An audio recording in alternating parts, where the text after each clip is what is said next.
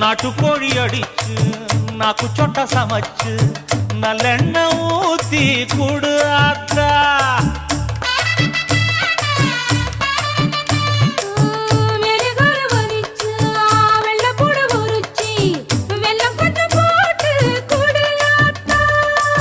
பச்சை உடம்பு காரி பார்த்து நடக்க சொல்லுங்க.